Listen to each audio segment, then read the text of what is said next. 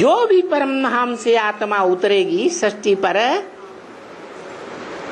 रंगमंच पर उतर करके पहला जन्म लेगी, उस पहले जन्म में सतो प्रधान होगी या रजोतम होगी?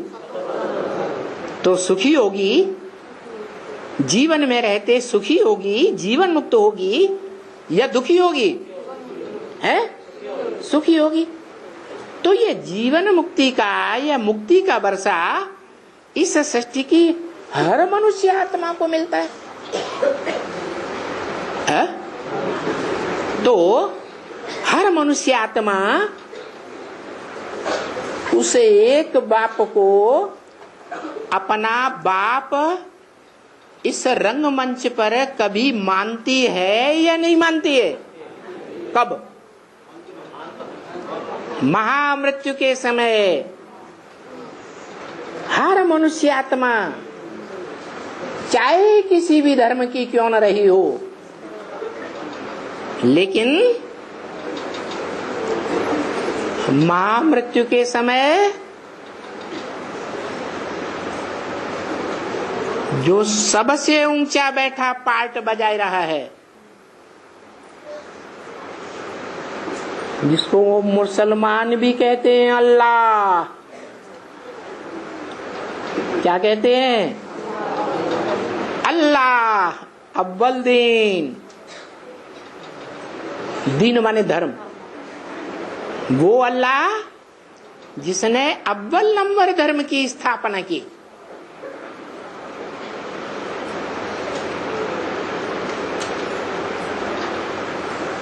तो चाहे मुसलमान हो,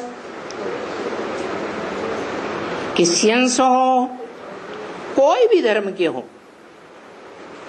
अंतिम महामृत्यु के समय सारा संसार की मनुष्य आत्माएं बाप को पहचान करके प्रैक्टिकल में अपना बाप स्वीकार करेंगी या नहीं करेंगी? या ज्योति बिंदु को बाप स्वीकार करेंगे? और इसका प्रूफ है, बाबा ने इसका प्रूफ भी दिया है। साक्षात्कार से बनाए हुए झाड़ के चित्र में उस मनुष्य सृष्टि के झाड़ के ऊपर शंकर बैठा हुआ है। साकार है या बिंदु है?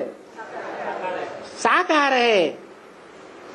सारी मनुष्य सृष्टि की बुद्धि में कौन समाया हुआ होगा?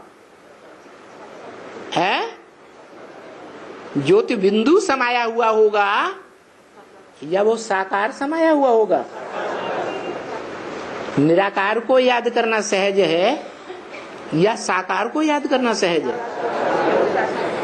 साकार को याद करना सहज है। तो उस साकार को पहचान करके अपना बाप मान करके हिंदू, मुस्लिम, सिख, ईसाई सब आपस में भाई भाई, जो भक्ति मार्ग में गाते तो हैं लेकिन जानते नहीं हैं कि प्रैक्टिकल में वो भगवान कौन है